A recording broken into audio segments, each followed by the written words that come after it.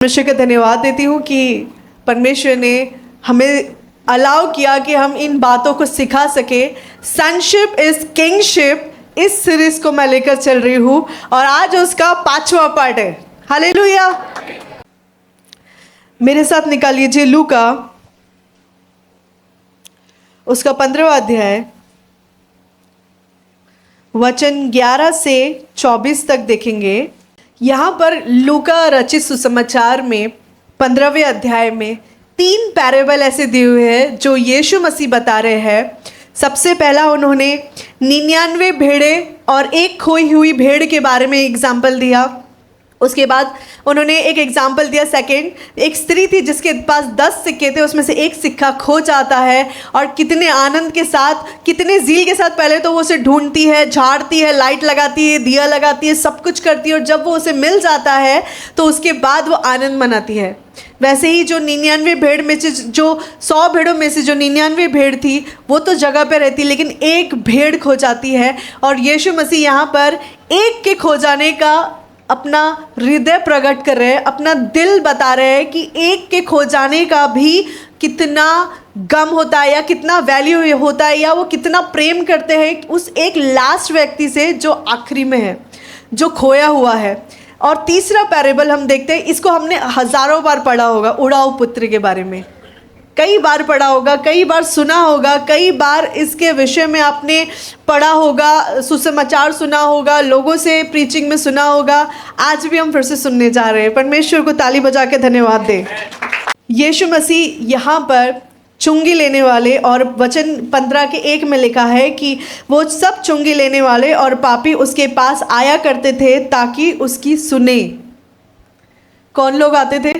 चुंगी लेने वाले और पापी लोग उनके पास आते थे ताकि उनकी सुने, उनसे रिसीव करे। आप और मैं यहाँ पर आए हैं, आप और मैं भी पापी है और हम सब यहाँ पर आए हैं। क्यों आए हैं? ताकि हम सुने। और जब हम सुनते हैं, वचन में लिखा है कि जब हम सुनते हैं और जब उस पर चलते हैं तो हम बहुत ज़्यादा उन्नति करते हैं, परमेश्वर के राज्य में चलते हैं और अद्भुत रीति से फल लेकर आते हैं। और जब हम परमेश्वर में बढ़ते चले जाते हैं तो अद्भुत रीति से जब फल आते हैं, उस फल के द्वारा लोग आशीषित होते हैं। यहाँ पर चुंगी लेने वाले, अलग अलग तरीके के हर टाइप के पापी लोग, यहाँ पे चुंगी लेने वाले और पापी लोग बताए, यानी हर टाइप के पापी लोग। हो सकता है इसमें से कोई मर्डरर होगा, इसमें से कोई झूठ बोलने वाला होगा, इसमें कोई चोरी करने वाला होगा, इसमें कोई अलग अलग गलत हरकतों वाला या गलत आदतों वाला, व्यभिचार वाला कोई व्यक्ति होगा। ये सब लोग आकर यीशु मसीह के पास आकर सुन रहे हैं। अभी आप मुझे बताइए, अगर कोई व्यक्ति पाप में है और वो अगर आकर सुनता है तो क्या होता है?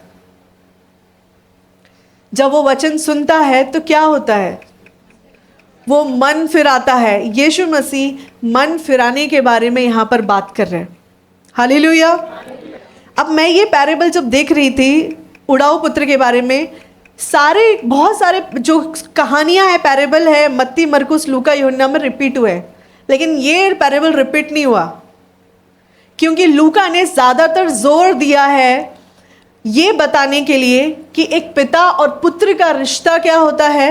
यहाँ पर ज़्यादातर उसने जोर दिया है ये दिखाने के लिए, ये बताने के लिए कि एक खोए हुए को पाने का आनंद क्या होता है। और लूका जो व्यक्ति था, ऐसे कहा जाता है कि वो एक वैद्य था, डॉक्टर था। और हम यहाँ पर देखते हैं कि किस प्रकार से वो यहाँ पर लॉस्ट, जो लोग खो जाते हैं, जो लोग चले जाते हैं परमेश्वर को छोड़कर, परमेश्वर उस लीस्ट व्यक्ति, उस आखिरी व्यक्ति के लिए भी कितना प्रेम से उसका इंतज़ार करता है। उड़ाऊ पुत्र की कहानी में हम जाते हैं और वहाँ पर लिखा है, फिर उसने कहा, किसी मनुष्य के 2 पुत्र थे। उसमें से छोटे ने पिता से कहा, हे पिता, संपत्ति में से जो भाग मेरा हो वह मुझे दे दीजिए। यहाँ पर वचन में ऐसा लिखा है कि वो छोटा वाला जाकर रिबेलियस नेचर दे रहा है। वो यहाँ पर जाकर एक ऐसा बिहेवियर दिखा रहा है जो कि उस पिता ने कभी सोचा नहीं होगा कि ये बेटा आएगा और मुझसे मेरा आधा जो जायदाद है वो मांग लेगा।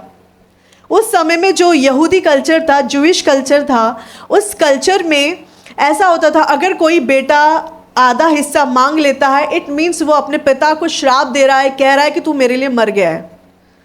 वो जीते जी उस पिता को छोड़कर चला जाता है। और ये वहाँ पर एक दुख देने वाली एक बात होती है कि एक बेटा अपने पिता से कहता है कि मैं तुझसे अलग होना चाहता हूँ, अपना संपत्ति मुझे दे दे, अपना जायदाद मुझे दे दे, मेरा हिस्सा मुझे दे दे, मुझे तेरी ज़रूरत नहीं है, मुझे तू नहीं चाहिए, मुझे मेरा पैसा दे दे, मैं जाऊँगा। और उस समय में उस समय में क्या, हर समय में अगर कभी ऐसा कोई होगा, कभी कहीं हुआ होगा या किसी माता पिता के साथ ऐसा होगा कि वो संपत्ति का आधा हिस्सा लेकर चला जाए, तो उससे बड़ा दुख उस माँ बाप के लिए कुछ नहीं होगा। क्योंकि उस माँ बाप ने वो पैसा उसके लिए ही जमा किया था ऑब्वियसली, लेकिन इसलिए नहीं कि वो उससे दूर चला जाए। यहाँ पर हम देखते हैं कि उसमें से छोटा आगे कहता है, हे पिता, संपत्ति में से जो भाग मेरा हो वो मुझे दे दीजिए। उसने उससे अपनी संपत्ति बांट दी। इंग्लिश में लिखा है कि उसने उनको अपनी संपत्ति बांट दी, यानी छोटे को तो बांटी, बड़े को भी बांट दी, कि भाई बड़ा वाला ये ना बोले कि तूने मुझे क्या दिया। उसने डिवाइड कर दिया। अब डिवाइड किस में हुआ? दोनों भाइयों में हुआ। देम लिखा है, इट मीन्स कि दो लोगों में डिवाइड हुआ है वो पैसा। कि छोटा पुत्र सब कुछ इकट्ठा करके दूर देश चला गया और वहाँ कुकर्म में अपनी संपत्ति उड़ा दी। अब जब पैसा उसे मिल गया, सब कुछ उसके अकाउंट में, उसके खाते में या उसके झोली में जितना पैसा था उसने जमा कर लिया। वचन ऐसा कहता है कि बहुत दिन न हुए थे, यानी ज़्यादा दिन भी नहीं हुए थे कि वो गम जो उसने अपने पिता को दिया, जो दुख उसने अपने पिता को दिया, ज़्यादा दिन भी नहीं हुए थे और उसने अपना बोरिया बिस्तर बांधा और वो कहाँ चला गया? एक दूर देश में, एक बहुत दूर अलग सिटी में, एक अलग कंट्री में चला गया, एक दूर देश में चला गया। और हम यहाँ पर देखते हैं दूर चला गया। कहाँ चला गया? दूर चला गया। जब एक बेटा अपने पिता से अब आत्मिकता में दूर होता जाता है ना, वो फिजिकली भी दूर होता है। जो एक बेटा रहता है ना, आत्मिकता में जब वो मरने लगता है ना, जब वो स्पिरिचुअली डाई होता है, मरता है, या उसका आत्मा खत्म होने लगता है, तो वो देखोगे आप, वो परमेश्वर से दूर होता है, अपनी कलीसिया से दूर होता है, अपनी आशीषों से दूर होने लगता है। ये जो दूरी है ना, ये डेथ को दिखाता है, स्पिरिचुअल डेथ को दिखाता है, आत्मिक मृत्यु को दिखाता है। आत्मिक मृत्यु सबसे बेकार चीज़ है। शरीर एक बार मर जाता है, लेकिन हमारी आत्मा परमेश्वर के पास जाती है। लेकिन अगर आत्मा ही मर जाए मतलब खो जाए या परमेश्वर से दूर हो जाए, तो हमारा नाश ही नाश है। लेकिन अगर यहाँ पर हम देखते हैं वो दूर चला गया, उसने सब कुछ क्या कर दिया? सब कुछ ले लिया, समेट लिया, अपने कपड़े लत्ते सब कुछ ले लिया, बांध लिया, सूटकेस बांध लिया और वो चला गया, दूर चला गया। 13 वचन में ऐसा लिखा है, बहुत दिन ना बीते थे कि छोटा पुत्र सब कुछ इकट्ठा करके दूर देश को चला गया और वहाँ कुकर्म में अपनी संपत्ति उड़ा दी। बाइबल ऐसे बताती है कि उसने, इंग्लिश में रेकलेस लिविंग लिखा है, बेपरवाह, बिना परवाह की ज़िंदगी बिताई कि इस पैसों को मैं जपाऊँ या इन्वेस्ट करूँ या मैं कुछ बिजनेस करूँ। उसने व्यभिचार में, कुकर्म में, गलत कामों में उसने अपने पैसे उड़ा दिए। जब अलगाव आता है ना, जब दूरी आती है, तो शैतान आपको पूरी तरीके से बर्बाद करने की तरफ ले जाता है। जब आप परमेश्वर से दूर होते हैं ना, तो शराब का लालच आने लगता है, सिगरेट का लालच आने लगता है, बीड़ी का लालच आने लगता है, हर एक पराई स्त्री का लालच आने लगता है, हर एक गलत जुए सट्टे, हर एक चीज़ का लालच आने लगता है। क्योंकि आप परमेश्वर के भय में नहीं चलते। वो व्यक्ति परमेश्वर के भय में नहीं चलता, वो आत्मिक रीति से अलगाव में चला जाता है, दूरी बना लेता है, स्पिरिचुअली दूर चला जाता है। और जब वो स्पिरिचुअली दूर चला जाता है, तो उसके पास ना ही विजडम होता है कि उस पैसे को कैसे खर्च करे। वचन में लिखा है, परमेश्वर का भय बुद्धि की शुरुआत है। यहाँ तो भय ही नहीं है, तो बुद्धि कहाँ रहेगी? विजडम कहाँ रहेगा? समझ कहाँ रहेगी? यहाँ पर हम देखते हैं कि एक डिस्टेंस आने लगता है। छोटी छोटी बातों में लोग बुरा मान जाते हैं और क्या करते हैं? दूरी बना लेते हैं। छोटी छोटी बातों में नाराज़ हो जाते हैं और दूरी बना लेते हैं। ये दूरी ही हमारे आत्मा के नाश होने का एक कारण बन सकती है। जब आप डिस्टेंस बनाने लगे ना, जब आपको मन करे ना चर्च नहीं जाऊंगा, प्रार्थना में नहीं बैठूंगा, परमेश्वर के वचन नहीं पढ़ूंगा, समझ जाना स्पिरिचुअल डेथ चाह रही है। शैतान चाह रहा है कि स्पिरिचुअल डेथ में आप चले जाएं। लेकिन उस दूरी से आपको बचना है, उस दूरी से आपको बचना है। आपको जितना समय आप परमेश्वर की उपस्थिति में बिता सकते हैं बिताइए, परमेश्वर के वचनों में बिताइए, परमेश्वर के वचन को खाते जाइए, अपने अंदर लेते जाइए, उसकी व्यवस्था पर रात और दिन चित्त लगाइए। यहाँ पर वचन में ऐसा लिखा है कि वो कुकर्म में अपनी संपत्ति उसने उड़ा दी, इसलिए उसे उड़ाऊ पुत्र कहा गया, उसने उड़ा दी। 14 वचन में लिखा है, जब वह सब कुछ खर्च कर चुका तो उस देश में बड़ा अकाल पड़ा और वह कंगाल हो गया। जब सब कुछ खत्म हो गया ना, वहाँ पर वचन में ऐसा लिखा है उस देश में बड़ा अकाल पड़ा। अब ऑब्वियसली जब अकाल पड़ता है तो 10 रुपए की पानी की बोतल भी 100 रुपए में बिकने लगती है, 100 से 400 में वो चली जाती है, 400 से 500 में, क्योंकि पानी बहुत इंपॉर्टेंट है। वो पानी की बोतल समझो 10 की 1000 में बिक रही होगी।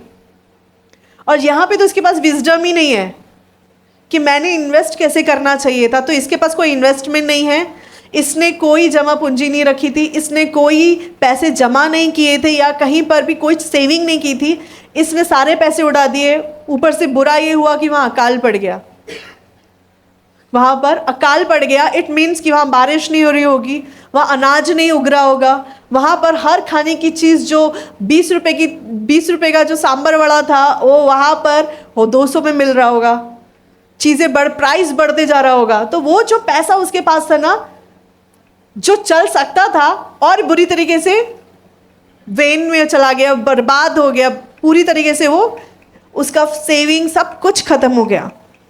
और वचन में लिखा है वो कंगाल हो गया। जब आप परमेश्वर से दूरी बनाते हैं तो आपके जीवन में आत्मिकता का अकाल पड़ता है और आप कंगाल हो जाते हैं, परमेश्वर की उपस्थिति से कंगाल हो जाते हैं। परमेश्वर की उपस्थिति आपके और मेरे लिए सबसे टॉप मोस्ट लेवल पे होनी चाहिए। जो लिस्ट हम बनाते हैं ना, उस लिस्ट में टॉप मोस्ट लेवल पे होनी चाहिए कि प्रभु अगर आपकी उपस्थिति नहीं है तो मेरा सब कुछ व्यर्थ है, सब कुछ कंगाल है, सब कुछ अकाल है। अकाल में पता है क्या होता है? मारा मारी होती है, सब कुछ खत्म हो जाता है। कंगाल में क्या होता है? आप पूरे ड्राई हो जाते, हर तरीके से फिजिकली, फाइनेंशियली, कपड़ों में, हर तरीके से कुछ भी नहीं बचता आपके पास। शैतान वही चाहता है, वो अकाल लाना चाहता है आपकी ज़िंदगी में। वो चाहता है कि वो स्पिरिचुअल ड्राइनेस लेकर आए। वो चाहता है कि वो हर तरीके से आपको कंगाल बना दे, आपके पास परमेश्वर की उपस्थिति ना रहे, परमेश्वर का वचन ना रहे, और जब परेशानी आए, सिचुएशन आए, तो आप लोगों की तरफ भागे। वचन में लिखा है, श्रापित है वो व्यक्ति जो मनुष्य का सहारा लेता है। हमें मनुष्य का सहारा नहीं लेना है, हमें परमेश्वर का सहारा लेना है। सबसे पहले अगर हमें किसी की ओर भागना है, किसी की तरफ मदद के लिए पुकारना है ना, तो डायल लिस्ट में कांटेक्ट मत देखिए कि कौन मेरी मदद कर सकता है। सबसे पहले परमेश्वर को पुकारिए, सबसे पहले परमेश्वर से बात करिए। लेकिन मुझे उड़ाऊ पुत्र की कहानी बहुत पसंद है, क्योंकि ये उस जगह पे नहीं बना था जहाँ पे वो पड़ा, जहाँ वो उस जगह पे पड़ा नहीं रहा, जहाँ पे वो जिस सिचुएशन में था उस सिचुएशन से उठा और खड़ा हुआ। यहाँ पर हम देखते हैं 15 वचन में लिखा है, इसलिए वह उस देश के निवासियों में से एक के यहाँ जा पड़ा, उसमें से उसने अपने खेतों में सूअर चराने के लिए भेजा। अभी एक धनवान व्यक्ति होगा, क्योंकि सूअर चराने के लिए उसके पास उस समय में सूअर, गाय, बैल, बकरी जिसके पास थे वो बहुत सेठ व्यक्ति होता था, वो बहुत अमीर व्यक्ति होता था। और यहाँ पर हम देखते हैं कि उसने सबसे पहले सोचा कि मैं किधर जाऊँ, मैं किसी व्यक्ति के पास जाता हूँ जो मुझे कुछ खाने को दे दे। अब कोई ऐसे तो अकाल के समय खाने को नहीं देगा, वो काम करा के लेगा तभी वो खाने को देगा। और यहाँ पे वो काम करा रहा है, सब कुछ कर रहा है। वचन में ऐसा लिखा है 16 वचन में, और वह चाहता था कि उन फलियों में से जिन्हें सूअर खाते अपना पेट भरे, उसे कोई और कुछ नहीं देता था। वचन में लिखा है उसे कोई कुछ नहीं देता था, उसने, क्योंकि उसने अपनी आशीष से, जो उसकी आशीष का स्रोत था, जो उसकी ब्लेसिंग का स्रोत था, उसने उसी के प्रति अपनी पीठ कर दी, उसने उसी के प्रति अपने विरोध को कर दिया और रिबेलियस नेचर उसने दिखाया। कहाँ से? जो उसके लिए आशीष था, जो उसका पिता था, जो उसके लिए आशीष था, उसी से उसने एक विद्रोह की जंग छेड़ दी। इसीलिए आज ऐसा समय आया कि उसको कोई कुछ नहीं देता था, और एक समय आया जहाँ पर जो सूअर जो फलियाँ खाते थे, वो मैं इमेजिन कर रही थी कि वो जब सोच रहा होगा कि मैं इसे खाऊं, तो उसके हृदय में वो कितनी बार टूट रहा होगा, कितनी बार चूर चूर हो रहा होगा कि मैं कहाँ से आया और आज मैं कहाँ, मेरी लाइफ एंड हो रही है। मैं आपको बताना चाहती हूँ, जब आप परमेश्वर से अलगाव में चले जाते हैं, दूरी में चले जाते हैं, तो आप, जो व्यक्ति अगर रिपेंट नहीं करता, अगर वो पश्चाताप नहीं करता, तो उसका जो एंड है वो बहुत बुरा होता है, बहुत दर्दनाक होता है। इसी तरीके से कहीं ना उसे कोई हेल्प नहीं मिलता, क्योंकि जो उसका हेल्प का स्रोत था, वहीं से उसने अपने आप को दूर कर दिया। जहाँ उसे बिना बोले उसे ब्रेकफास्ट में एक से एक मेनू मिलता होगा, क्योंकि उस समय में ड्राई फ्रूट्स खाया जाता था, हर एक बेस्ट चीज़ खाई जाती थी। उनके मेज पे एकदम मीट, चिकन, फिश ये सजा रहता था, क्योंकि आर्टिफिशियल जंक फूड तो रहता नहीं था वहाँ पे कि पिज़्ज़ा, बर्गर और ये सब रहेगा। एकदम नेचुरल हेल्दी फूड वहाँ रहता होगा।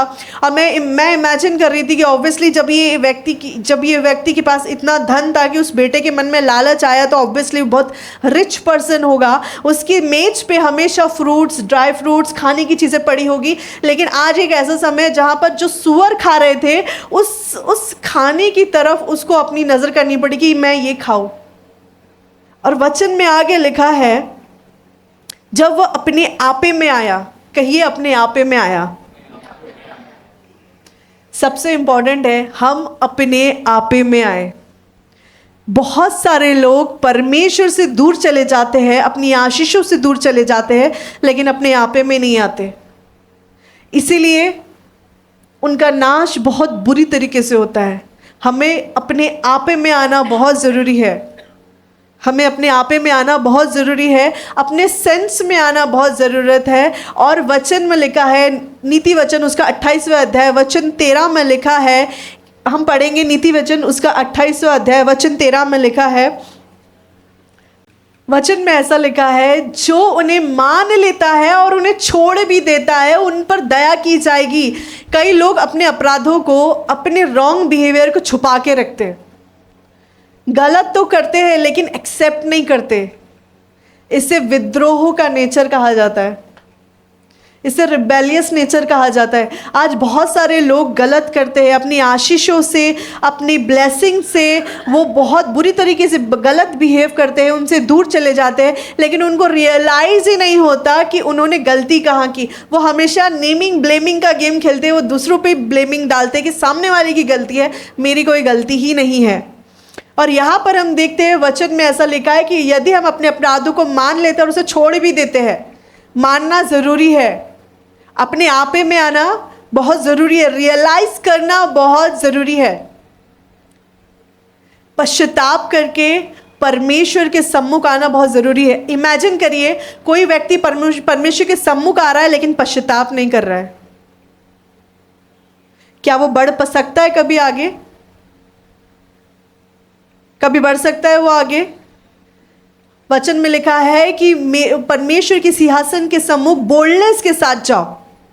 लेकिन बोल्डनेस के साथ अगर रिपेंटेंस नहीं है, पश्चाताप का मन नहीं है, अगर हम अपने आपे में नहीं आ रहे कि हम क्या गलत कर रहे हैं, तो वो व्यक्ति 10 बार गिरेगा और वहीं पड़ा रहेगा।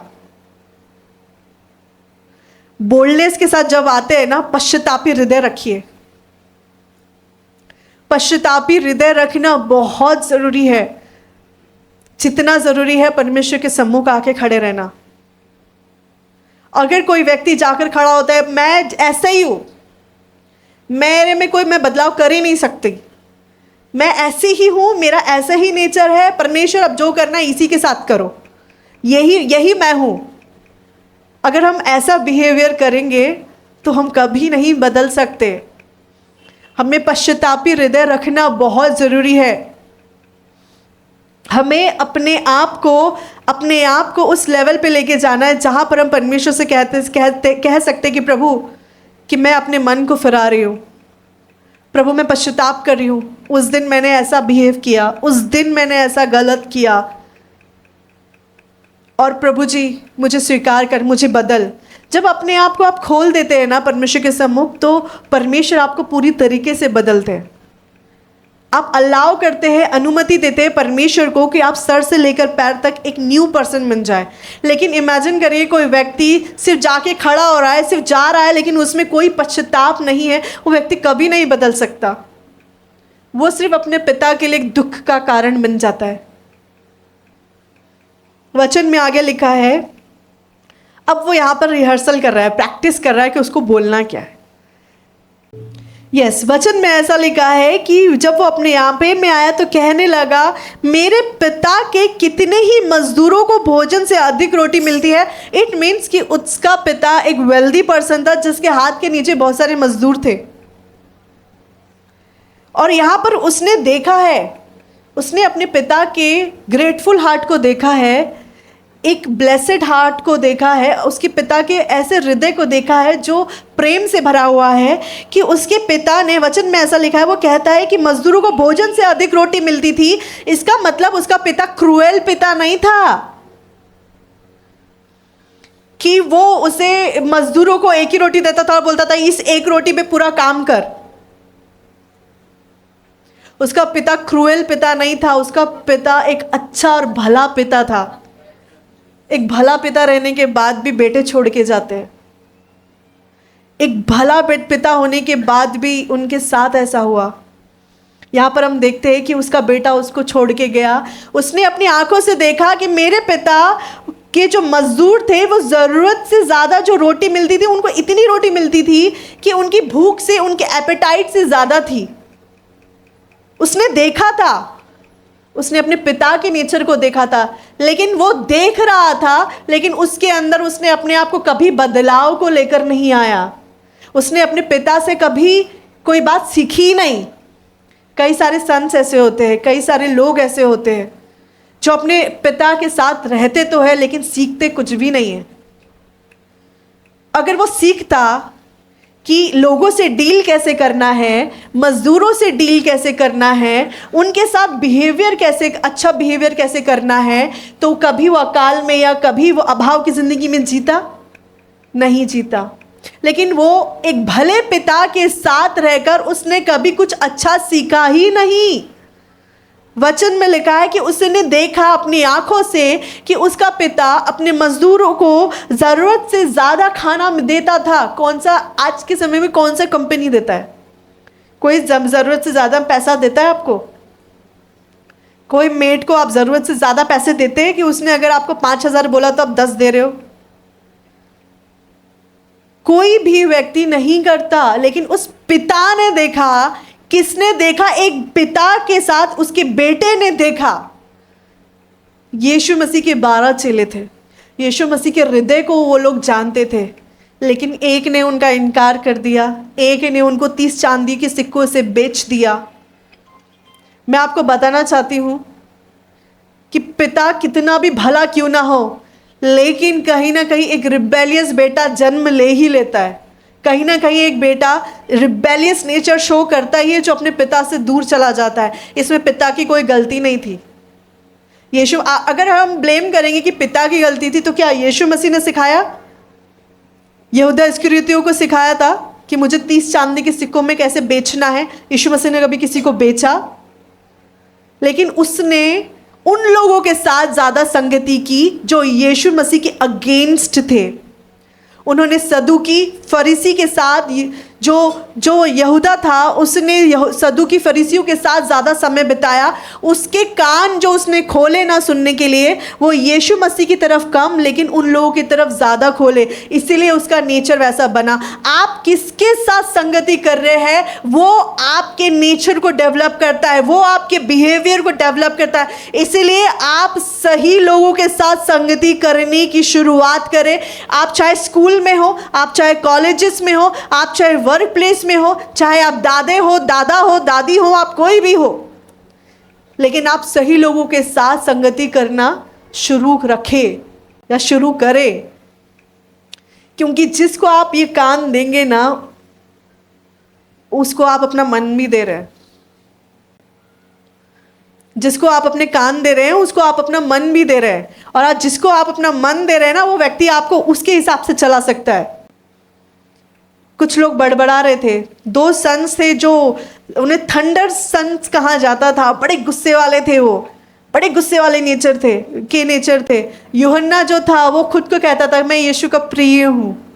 उसको किसी ने नहीं कहा कि मैं यीशु का प्रिय हूँ, वो खुद को कहता था मैं यीशु का प्रिय हूँ। आप और मैं किसके साथ संगति कर रहे हैं बहुत इंपॉर्टेंट रोल प्ले करता है। एक भला पिता रहने के बाद ये पुत्र ऐसा निकला, क्या इसमें पिता की गलती थी? लेकिन उसकी संगति ऐसे लोगों में थी जिसकी तरफ उसने अपने पिता से ज्यादा कान दिए हुए थे। हाँ बिल्कुल, मेरे पापा ऐसे ही हैं, बिल्कुल ऐसे ही करते हैं। हाँ मेरे पापा भी ऐसे ही हैं। बहुत सारी वाइफ जो ऑफ ड्यूटी जाती है या फिर नहीं ड्यूटी जाती है, हाउस वाइफ्स होती हैं, कुछ ऐसे क्लासिक फ्रेंड होते हैं उनके, जो उनको कॉल करके बोलते हैं हाँ मेरे हस्बैंड तो भाजी लेकर ही नहीं आते। तेरे हस्बैंड लेकर आते क्या? तेरे हस्बैंड भी नहीं लेकर आते। हाँ, ये सारे लोग ऐसे ही होते हैं। आप उन लोगों को अपने कान देंगे और उनको बताएंगे कि हाँ मेरा हस्बैंड भी ऐसे ही, भाजी को बोलो तो भूली के ही आते हैं, आलू बोलो तो टमाटर उठा के लाते हैं, ऐसे ही है। तो आपका बिहेवियर, आपका मैरिज भी उस लेडी की तरह बनेगा जैसा उसका मैरिज है। इसीलिए सही लोगों के साथ संगति रखें। और मैं एक बात बोलूं क्या, अगर आपको ऐसा कोई दोस्त नहीं मिल रहा ना, तो ऐसे ही खुश रहिए परमेश्वर में। परमेश्वर के लोगों में संगति रखिए। नहीं मिल रहा ना कोई, परमेश्वर की, क्योंकि आप खुद में एक आर्मी है। आप परमेश्वर में एक आर्मी है। अगर आपको कोई नहीं मिल रहा ना, कोई बात नहीं, कोई बात नहीं। आप वो कूल लेडीज की तरह नहीं हो, कूल मैन की तरह नहीं हो जो सिर्फ वाइफ्स को छोड़ के गोवा प्लान करते हैं, घूमने जाते हैं, दूर चले जाते हैं छोड़ के। आप एक अच्छे हस्बैंड हो, आप एक अच्छी वाइफ हो जो अपने हस्बैंड अपनी वाइफ के साथ अच्छा समय बिताते हैं। मैं गलत लोगों की तरफ मैं अच्छा वाला फेलोशिप को नहीं बोल रही हूँ। अच्छा वाला फेलोशिप करना चाहिए, मैंने बिल्कुल करना चाहिए। अच्छे परमेश्वर के लोगों के साथ अगर आपको फेलोशिप मिल रहा है 100% करिए। डॉटर्स को बोल रही हूँ, बेटियों को बोल रही हूँ, परमेश्वर की बेटियों को बोल रही हूँ कि आपको अगर अच्छे लोगों में, परमेश्वर के लोगों में फेलोशिप मिल रहा है ना, जाइए कहीं घूमने जाइए और अच्छा फेलोशिप करिए। संडे को बराबर आ जाइए, बस फेलोशिप रखिए। इस व्यक्ति ने अपने जो दोस्त थे ना उसके, वो ऐसे ही होंगे। तभी उसके जो दोस्त जो जिनके साथ वो गया सब छोड़ दिया, गया घूम के आया, पैसे उड़ा दिए उसने, आज उसकी बहुत बुरी परिस्थिति होगी। कुछ लोग ना इतना स्वीट बात करते हैं ना, आपको पता भी नहीं चलेगा कि वो स्वीट पॉइजन कब मिला रहे हैं आपके माइंड में, आपको पता भी नहीं चलेगा। लेकिन धीरे धीरे आप बिटर होते चले जाएंगे, कड़वाहट आपके अंदर आएगी और आप सोचेंगे कहाँ से कड़वाहट आई मेरे अंदर। वो सदुकी फरीसी थे ना, यहूदा इस्करियोती को ऐसे ही स्वीट पॉइजन दे रहे थे कि तू 30 चांदी के सिक्के ले ले, हमसे बेच दे, कुछ नहीं, थोड़ा पनिशमेंट देंगे और छोड़ देंगे, और क्या करेंगे, ज़्यादा कुछ नहीं करेंगे। उसने भी ज़्यादा सोचा नहीं, 30 चांदी के सिक्कों में बेच दिया। लेकिन ये स्वीट पॉइजन जो रहता है ना, वो धीरे धीरे करके मारता है। इसीलिए ना ये कान बहुत इम्पॉर्टेंट है। परमेश्वर ने हमें हर चीज़ हमारे शरीर में परमेश्वर ने बहुत सोच समझ के बनाई है। आँखों के लिए कहा है कि आँखें हमारा दिया है, शरीर का दिया है। तो आप क्या देखते हैं वो आपको लाइट करता है, आपको लाइट अप करता है, आपको जलाए रखता है, आपको बूस्ट रखता है। अगर आप वचन पढ़ते हैं और आँखों से जब आप पढ़ते हैं, देखते हैं, रिसीव करते हैं, तो परमेश्वर आपको और ब्राइटर बनाते चला जाता है। जब आप वचन को सुनते हैं तो ये आपके अंदर घुलते चला जाता है।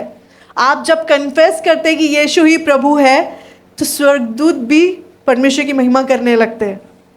यहाँ पर हम वचन में देखते हैं, हम वचन में जाते हैं। वचन में ऐसा लिखा है, वो कहता है 18वें वचन में, अब मैं उठकर अपने पिता के पास जाऊंगा और उनसे कहूंगा कि पिताजी, मैंने स्वर्ग के विरोध में और तेरी दृष्टि में पाप किया। यहाँ पर वचन में लिखा है, अब मैं उठकर अपने पिता के पास जाऊंगा। या कई सारे सन्स हैं जो रिबेलियस नेचर तो शो करते हैं, लेकिन उठ के अपने पिता के पास नहीं आते। उन्हें उसी गंदगी में पड़े रहना अच्छा लगता है, लेकिन उठकर कभी नहीं आते और कभी पश्चाताप नहीं करते, कभी आकर नहीं कहते कि मुझसे गलती हुई, कभी आकर नहीं कहते। और यहां पर वचन में लिखा है, मैं अपने पिता के पास जाऊंगा और उनसे कहूंगा। जाना और कहना दोनों इंपॉर्टेंट है। जाना और कहना दोनों इंपॉर्टेंट है। आप जाइए परमेश्वर के पास और परमेश्वर से कहिए भी।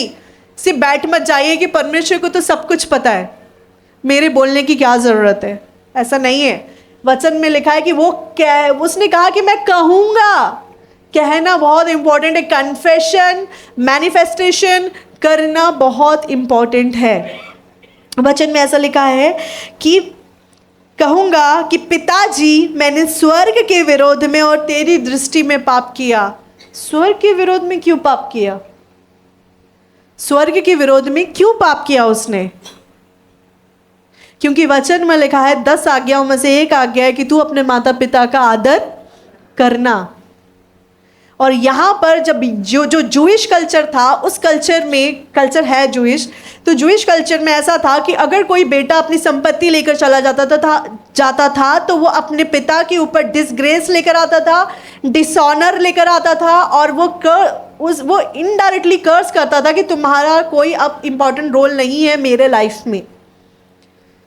और वन ऑफ द आज्ञा जो परमेश्वर ने की, तो अपना माता पिता का आदर करना, उसने उस आज्ञा को तोड़ा। वो अपने पिता से दूर गया। और वो यहाँ पर कह रहा है, क्योंकि वो अपने बायोलॉजिकल, अब फिजिकल पर्सन के पास जा रहा है ना वापस, वो कन्फेशन कर रहा है, स्वर्ग के लिए भी कन्फेस कर रहा है और पृथ्वी पर भी कन्फेस कर रहा है, लेकिन जा किधर रहा है? वो जा किधर रहा है? एक फिजिकल, एक मैन के पास जा रहा है, और वो जाके प्रैक्टिस कर रहा है कि मैं कहूँगा, मैं जाऊँगा और कहूँगा कि डैड, पिताजी, अब्बा, मुझसे गलती हो गई। मैंने स्वर्ग की दृष्टि में और आपकी दृष्टि में पाप किया। 19 में लिखा है, अब इस योग्य नहीं रहा कि तेरा पुत्र कहलाओ।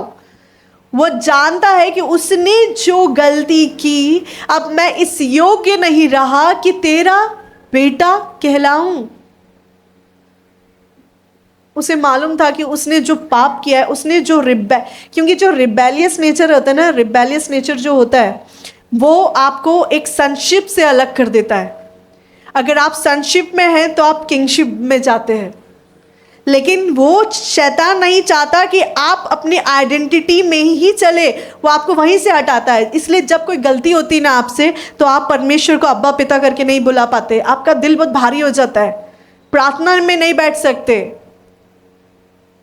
परमेश्वर के नज़दीक नहीं जा पाते, प्रार्थना दुआ नहीं कर पाते। इसलिए आज कई सारे ऐसे लोग हैं जो रिबेलियस नेचर शो करते हैं। रिबेलियस नेचर एक स्पिरिट है, डिमोनिक स्पिरिट है। ये एक डिमोनिक स्पिरिट है जो एक बेटे को अपने बाप से अलग करता है, लोगों को दूर करता है। ये एक डिमोनिक स्पिरिट है, और इसने अपने आप को तैयार किया कि वो डिमोनिक स्पिरिट उसके अंदर आए और वो उसको अपने पिता से अलग कर दे और वो चला जाए। लेकिन वचन में लिखा है कि वो अपने आपे में आया। सबसे खूबसूरत बात है, सबसे खूबसूरत बात है कि वो अपने आपे में आया और वो कह रहा है कि मैं इस योग्य नहीं तेरा पुत्र कहलाऊं, मुझे एक मजदूर के समान रख ले। वो यहाँ पर प्लीड कर रहा है, वो यहाँ पर कह रहा है कि वो एक इमेजिनेशन में सोच रहा है कि मैं पिता के पास जाऊँगा, बहुत कुछ होने वाला है जब मैं वहाँ जाऊँगा, और जब मैं वहाँ जाऊँगा तो वहाँ जाने के बाद सबसे पहला जो है ना, मैं माफ़ी मांगूँगा, पश्चाताप करूंगा और कहूँगा कि तेरा पुत्र कहलाने के योग्य तो नहीं रहा, क्योंकि जो इनहेरिटेंस मेरा था, जो धन मेरा था, वो तो मैंने उड़ा दिया। अब तो तेरे पुत्र कहलाने के मैं योग्य नहीं हूँ, तो एक मजदूर की तरह ही मुझे रख ले। क्योंकि उसको मालूम था कि उसका जो पिता है इतना दयालु है कि मजदूरों को भी ज़रूरत से ज़्यादा देता था उनको खिलाता था, उनकी ज़रूरत पूर्ति करता था, ऐसा उसका पिता था। लेकिन ये बेटा दिन रात उसके साथ रहा होगा, लेकिन उसने कुछ भी अच्छा नहीं सीखा अपने पिता से। आप क्या सीख रहे हैं अपने पिता के साथ रहकर? बहुत इंपॉर्टेंट रोल प्ले करता है।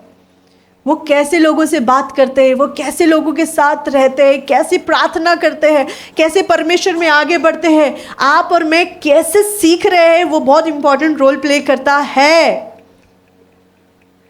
उसने वहीं बैठकर घुटनों पे आके प्रार्थना करके नहीं बैठा था कि मैंने माफी मांग लिया, अभी मुझे किसी इंसान के पास जाने की जरूरत नहीं है।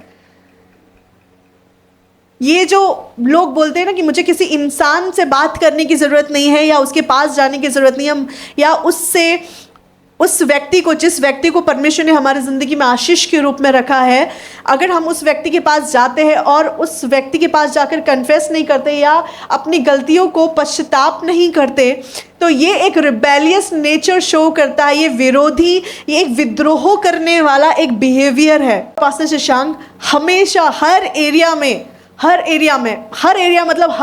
में अपने आत्मिक माता पिता के पास जाते हैं, और जिस एरिया में भी अगर हम कमज़ोर पाते हैं अपने आप को, या हम कमी पाते हैं, हम खुलकर एक्सपोजर करते हैं। हम उनको बोलते हैं कि यहाँ पे मैं कम हो रही हूँ, या मैं यहाँ पर इस एरिया में मैं ओवर पावर नहीं कर पा रही हूँ सिचुएशन को, आप मेरी सहायता करें।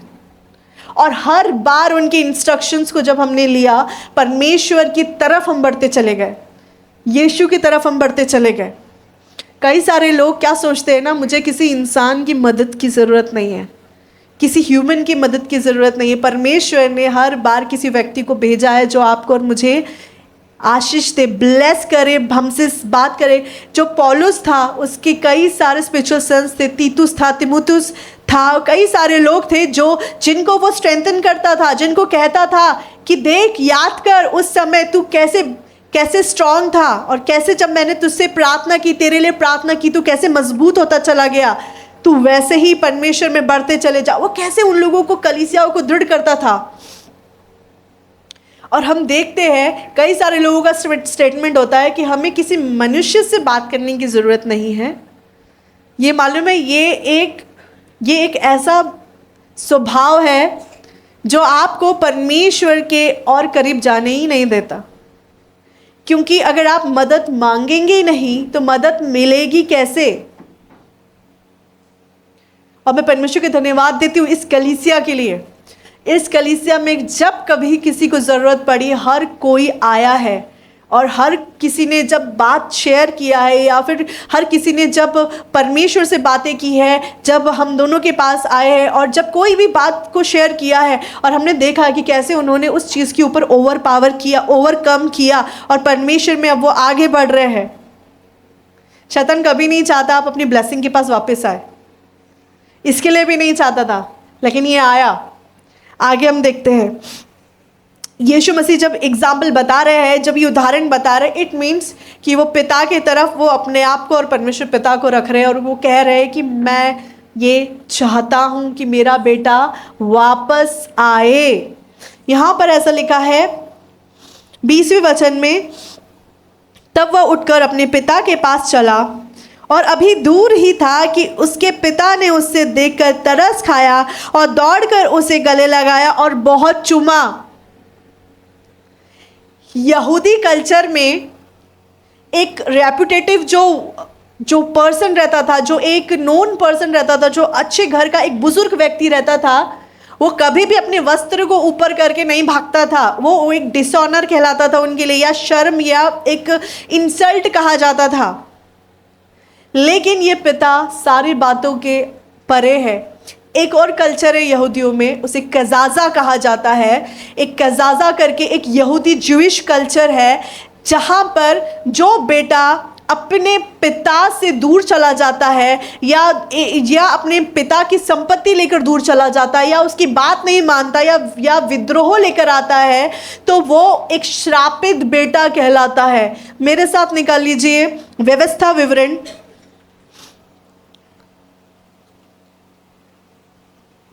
एक मिनट। व्यवस्था विवरण उसका 21वां अध्याय वचन 18 से 21 देखेंगे। व्यवस्था विवरण उसका 21वां अध्याय वचन 18 से 21 तक देखेंगे। व्यवस्था विवरण में लिखा है परमेश्वर ने सारी व्यवस्था को नया कर दिया है, बट मैं ये वचन इसलिए बता रही हूँ ताकि हम इस एग्जाम्पल को जानने पाए जो मैं आपको बताने जा रही हूँ। यहूदी कल्चर में एक कज़ाज़ा करके एक कल्चर है, उनके बहुत सारे कल्चर अलग, रिचुअल्स बहुत सारे अलग हैं। उसमें से एक रिचुअल है जिसे कज़ाज़ा कहा जाता है। वो कज़ाज़ा रिचुअल में ऐसा होता है कि जितने नगर के लोग रहते हैं वो ऐसे मिट्टी के पॉट लेते हैं, और जब वो बेटा वापस आता है, अगर कोई बेटा इस तरीके के विद्रोह को करता है तो वो सारे घर के लोग, नगर के लोग, जो एक गांव होता था, पहले तो सिटी नहीं रहती थी, कस्बा रहता था, गांव के लोग रहते थे, वो इस प्रकार का मिट्टी का बर्तन लेते थे, पॉट लेते थे, और इस मिट्टी के पॉट को लेकर वो जब वो बेटा उस सिटी के, उस गांव के, उस सिटी के गेट से एंटर करता था तो इस मिट्टी के बर्तन को उसके पैरों के पास तोड़ते थे और बोलते थे और उसे श्राप देते थे। उस कज़ाज़ा में ऐसा होता था, वो श्राप देते। It means ceremony of shame. वो एक ऐसा सेरेमनी, एक ऐसा उत्सव था जिसमें शर्म और जिसमें श्राप कहा जाता था, और वो इस मिट्टी के बर्तन को उस लड़के के पास तोड़ते थे और कहते थे कि जैसे ये टूट के बिखरा है वैसा ही तेरा जिंदगी होगा, और वो उसे श्राप देते थे और उस श्राप को वहां पर वो बोला करते थे, उस बेटे की जिंदगी में बोलने के लिए तैयार थे। ऐसे बर्तन को वो लेते थे, ऐसे पॉट को लेते थे जो मिट्टी का होता था, और वो जब वो बेटा उस गेट से एंटर करता था ना तो लोग खड़े रहते थे कि अच्छा ये आ गया। जैसे ही वो दिखता था ऐसे बर्तन को उठाते थे उस कज़ाज़ा में, और उस कज़ाज़ा के रिचुअल में वो उसके पास से तोड़ते थे और छोटे छोटे टुकड़े होते थे, और वो कहते थे कि जैसे इस मिट्टी के बर्तन के हाल हुए, जिसे कोई जोड़ नहीं सकता, वैसा तेरा जिंदगी होगा। वो श्राप देते थे उस बेटे को कर्स करते थे और कहते थे कि जैसे ये जो टुकड़े हुए ना, जिसे कोई जोड़ नहीं सकता, वैसे ही तेरी जिंदगी होगी, वैसे ही तेरी जिंदगी होगी। तेरे हाल को कोई कभी जोड़ नहीं सकेगा, तेरी जिंदगी को कोई कभी जोड़ नहीं सकेगा, तू ऐसे ही बिखरों में पड़ा रहेगा। और इस तरीके के वो लोग उस कज़ाज़ा में श्राप देते थे। अब इस पिता को मालूम था कि ये बेटा एंटर कर रहा है, क्योंकि वचन में ऐसा लिखा है, वचन में हम जाएंगे लूका में वापस, और लूका में ऐसा लिखा है कि वो बताता है कि वो दूर ही था। वो वहाँ पर 20वें वचन में लिखा है, तब वो उठकर अपने पिता के पास चला, और वचन में लिखा अब वो दूर ही था तो उसके पिता ने उससे देखकर तरस खाया। ये कज़ाज़ा कल्चर रिचुअल बाइबल में नहीं है, लेकिन ये कल्चर जूविश में पाया जाता है, इसीलिए मैं आपको बता रही हूँ।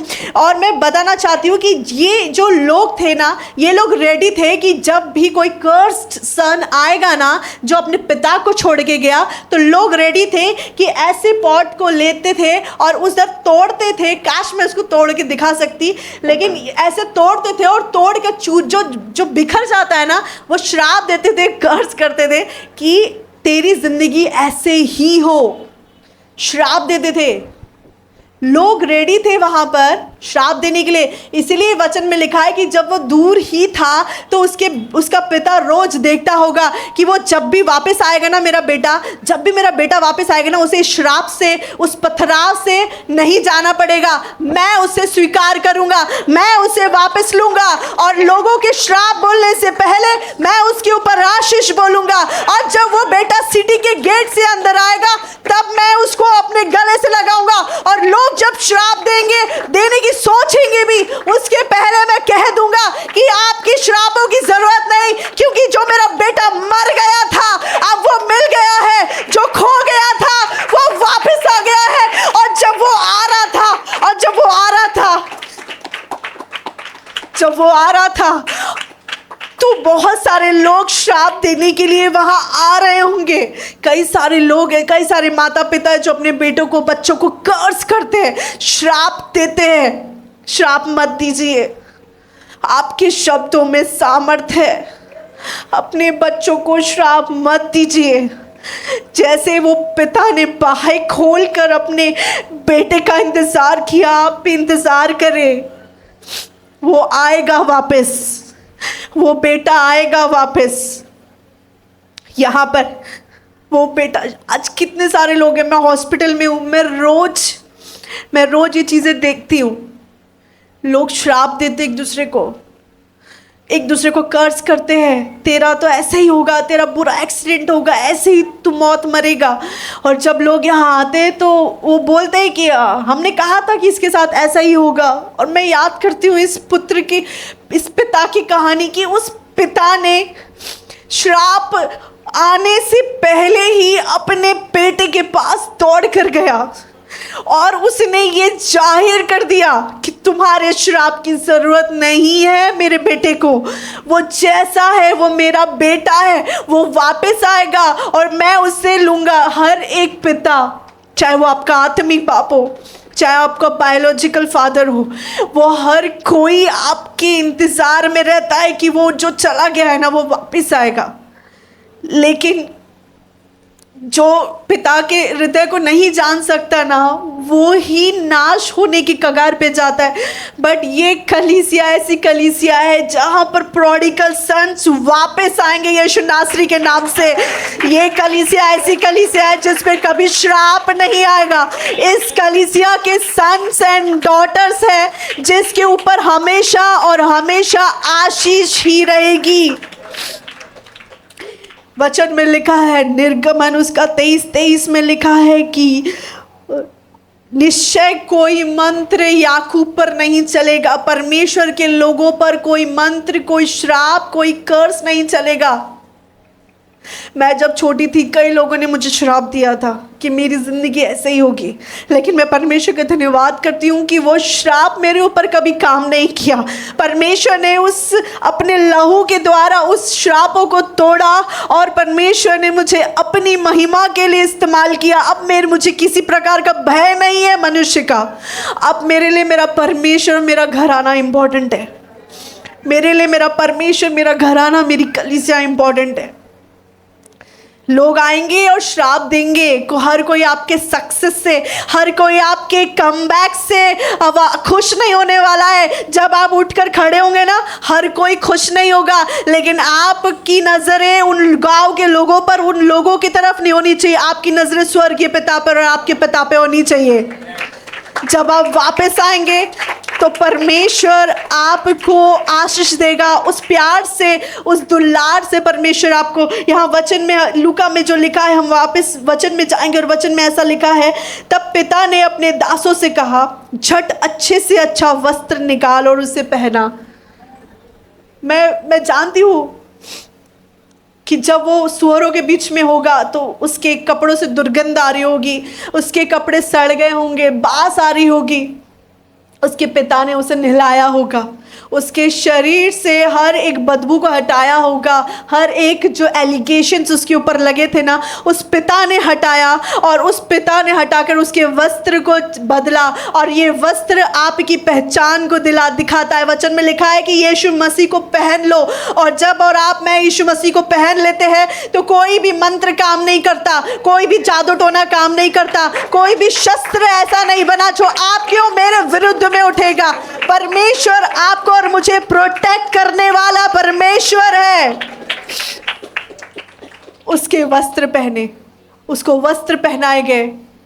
यहाँ पर इतना सुंदर लिखा है, मैं जब पढ़ रही थी, मैं देख रही थी कि परमेश्वर जैसे उसके पिता ने उसके पुराने शर्ट को हटाया होगा और नए से नए अच्छे से अच्छा वस्त्र उसे पहनाया होगा, वैसे ही परमेश्वर आपके ओल्ड लाइफ को हटाकर एक न्यू ट्रांसफॉर्मेशन परमेश्वर आपको देता है। परमेश्वर आपको सिर्फ बदलता ही नहीं है, लेकिन रिप्लेस कर देता है। वो ओल्ड लाइफ को रिप्लेस कर देता है और एक न्यू लाइफ में परमेश्वर आपको लेके जाता है। कब? जब आप और मैं रिपेंट करते हैं और परमेश्वर के पास आते हैं, तब परमेश्वर आपको, मुझे पूरी तरीके से एक नया कर देता है, जिसमें कोई दाग नहीं, जिसमें कोई धब्बे नहीं, जिसमें कोई एलिगेशन नहीं, जिसमें कोई श्राप नहीं, जिसमें कुछ भी नहीं। आप एक न्यू पर्सन बन जाते हैं। लेकिन फिर भी हम हारा हुआ जीवन जीते, फिर भी हम छोटी छोटी बातों में मुंह फुलाकर बैठते, फिर भी हम छोटी छोटी बातों में नाराज हो जाते, फिर भी हम यही सोचते हैं कि मैं क्या कर रही हूँ परमेश्वर के लिए, फिर भी हम अपने ऊपर प्रश्न को उठाते हैं, फिर भी हम परमेश्वर के ऊपर प्रश्न को उठाते हैं। लेकिन मैं आपको बताना चाहती हूँ कि उसके भवन में बने रहिए, उसकी उपस्थिति में बने रहिए। इससे बड़ी और इम्पोर्टेंट बात आपकी और मेरी ज़िंदगी में कुछ भी नहीं है, कुछ भी नहीं है। वचन में लिखा है कि परमेश्वर ने अपने नाम से अधिक महत्व अपने वचन को दिया है। आप भी दे, परमेश्वर के वचन के साथ दोस्ती कर ले, परमेश्वर के वचन के साथ दोस्ती कर ले। उसकी आइडेंटिटी को बदल दिया गया।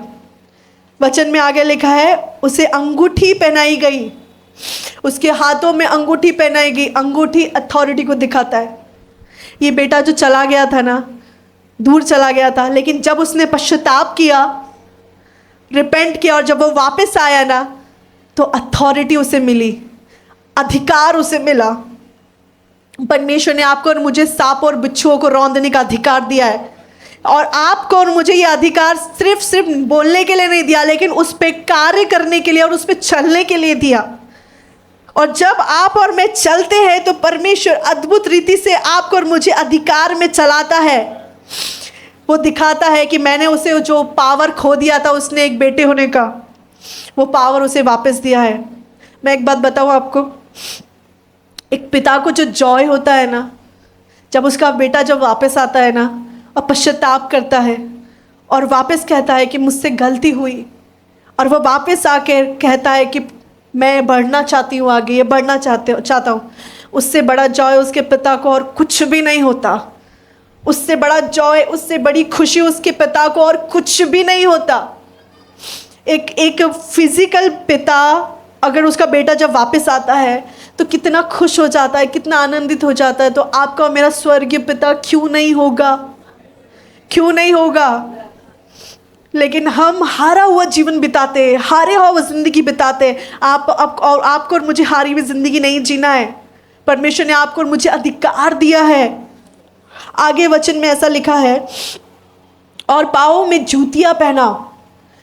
उस समय में जो स्लेव्स होते थे वो पैर में जूतियाँ नहीं पहनते थे, लेकिन जब वो वापस आया और नंगे पैर आया तो उसको जूतियाँ पहनाई गई। इट मीन्स कि ये दिखाया गया कि ये अब दास्तव के ज़िंदगी में नहीं है, ये एक स्लेवरी के ज़िंदगी में नहीं है, लेकिन अब इसके ऊपर संशिप की उपस्थिति है। अब ये एक बेटा है, और अब ये बेटा है इसलिए ये किंग है। इसलिए परमेश्वर में अब हम जान रहे और सीख रहे हैं कि संशिप इज किंगशिप।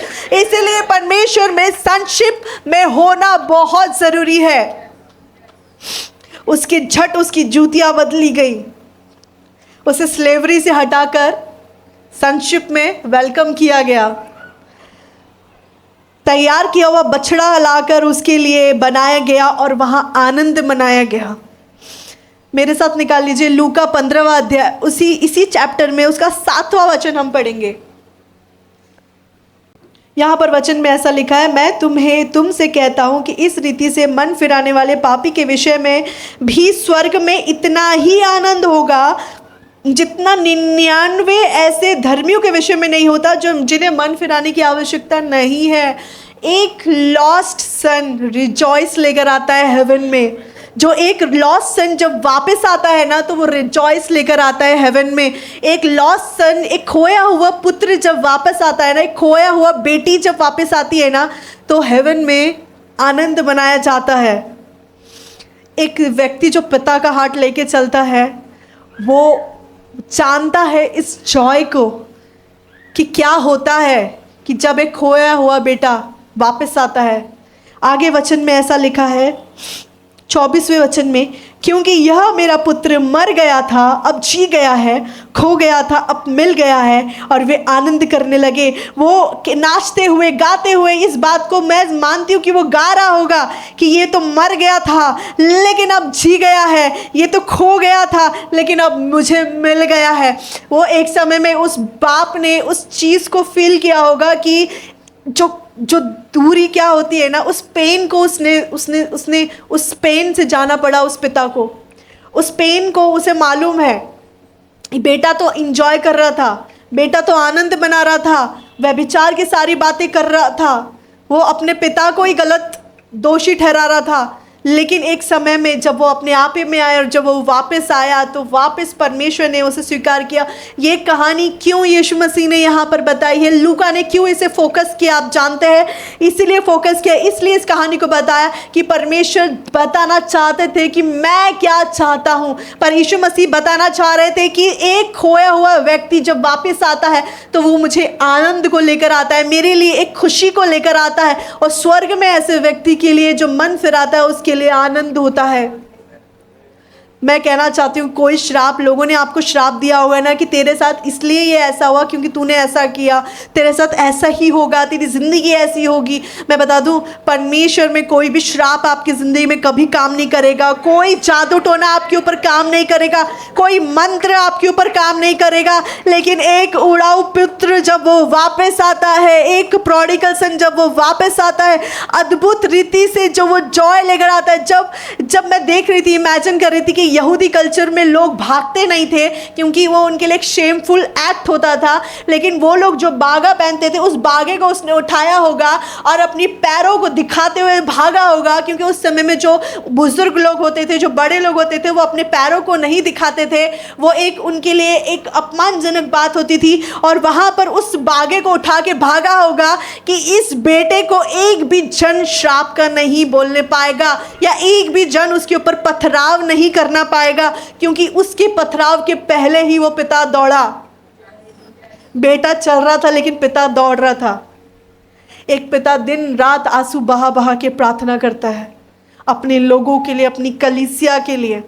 मैंने पास्टर शशांक को देखा है, मैंने अपने आत्मिक पिता को देखा है रोते हुए, प्रार्थना करते हुए, एक एक आत्माओं को नाश न हो उसके लिए प्रार्थना करते हुए मैंने देखा है। एक पिता का हार्ट कैरी करना बहुत इंपॉर्टेंट है, एक पिता का हृदय कैरी करना बहुत इंपॉर्टेंट है। लोग बन तो जाते हैं, पास्टर्स, प्रॉफिट्स, बहुत सारे टीचर्स बन जाते हैं, लेकिन पिता का हृदय लोग कैरी नहीं करते। परमेश्वर चाहते कि आप और मैं सोल विनर बने, आत्माओं को जीतने वाले बने। जो लोग खोए हैं उनको परमेश्वर के सुसमाचार को बताएं और वो लोग वापस आएंगे। परमेश्वर में कोई श्राप काम नहीं करेगा, कोई जादू टोना, कोई भी कर्स काम नहीं करेगा। क्यों? क्योंकि हम उसको पहने हुए घूमते हैं। हमारा पुराना मनुष्य तत्व हमने उतार दिया है, अब यीशु को ओढ़े हुए हैं हम। और जब यीशु को ओढ़े हुए हैं ना, तो बाकी सब यीशु देखेंगे। आपको और मुझे नहीं सोचना उस बारे से। परमेश्वर को धन्यवाद दे। परमेश्वर के सिंहासन के पास बोल्डनेस के साथ आए, लेकिन पश्चातापी हृदय लेकर आए। अगर हम आ रहे हैं लेकिन पश्चातापी हृदय नहीं है, इट मीन्स कि हम अभी भी एक ऐसे समय में, एक ऐसी जिंदगी में है जो धोखे की जिंदगी है। जब उठ के आ रहे हैं ना, तो पश्चातापी हृदय लेकर आइए। हम दूसरों को तो ब्लेम कर देते हैं बहुत आसानी से कि इसकी वजह से मैं चर्च नहीं आ रही हूँ, उसकी वजह से मैं चर्च नहीं आ रही हूँ। सच में उस दिन एक वीडियो मैंने देखा और मैंने देखा कि एक अपाहिज, एक व्यक्ति जो अपाहिज था शरीर से, लेकिन लोग एक्सक्यूज देते हैं ना कि मैं नहीं आ सकता, पेट दुख रहा है, पैर दुख रहा है, ऐसा हो रहा है, वैसा हो रहा है। वो एक बंदे का वीडियो देखा मैंने, वो ठीक से चल नहीं सकता था, फिजिकली डिसेबल्ड पर्सन था, लेकिन सबसे पहले चर्च में जाकर बैठता है। वो सबसे पहले चर्च में जाकर बैठता है और कंटिन्यू चलता रहता है, क्योंकि वो कमर से उसमें ऐसा प्रॉब्लम है कि वो बैठा तो वो नहीं बैठ सकता था, तो वो कंटिन्यू चलता रहता है। 4 घंटे की सर्विस चल रहा है, 5 घंटे की सर्विस चल रहा है, इधर से उधर पीछे चलता रहता है वो और सुनता रहता है वचन। आप और मैं क्या एक्सक्यूज देते हैं चर्च आने के लिए? परमेश्वर के समीप आने के लिए क्या एक्सक्यूज देते हैं? कि सुबह नींद नहीं खुलती, मॉर्निंग बारिश हो रही थी, तूफान आ रहा था, अकाल आया, बाढ़ आई। क्या एग्जाम्पल है हमारे पास में? क्या हम एक्सक्यूजेस है हमारे पास में?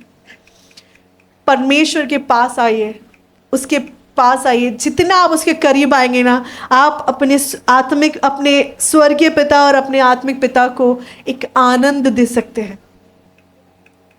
एक्सक्यूजेस मत दीजिए क्योंकि पिता ही है जो दौड़ कर आएगा आपके पास। वही है जिसको परमेश्वर ने आपकी आत्माओं को बचाने के लिए उसने रखा है, परमेश्वर ने रखा है। और जब परमेश्वर ने रखा, इट मीन्स परमेश्वर उनसे लेखा लेंगे। इसलिए अपनी सारी बातों में आप बने रहिए, परमेश्वर से दूर मत जाइए, उसके सिंहासन के सम्मुख आइए। कैसे आइए? पश्चातापी हृदय के साथ, रिपेंटेंस के साथ आइए, पश्चातापी हृदय के साथ आइए। कम बैक तो कर रहे हैं हम, लेकिन पश्चातापी हृदय के साथ करिए। कहिए जाकर, परमेश्वर से भी माफ़ी मांगिए और अपने पिता से, आत्मिक पिता से भी जाकर कहिए, अपने बायोलॉजिकल फादर से भी जाकर कहिए, अपने उस व्यक्ति को जाकर कहिए जो आपकी आशीष का कारण है। उसको जाकर कहिए कि मैंने गलती की है। मानिए गलती को, और जब मानेंगे ना तो आप दोषी नहीं ठहरेंगे। यीशु मसीह दोषी ठहराने के लिए नहीं आए हैं, लेकिन उसी मोमेंट आपका एलिवेशन हो जाएगा, उसी मोमेंट आप एलिवेट हो जाएंगे।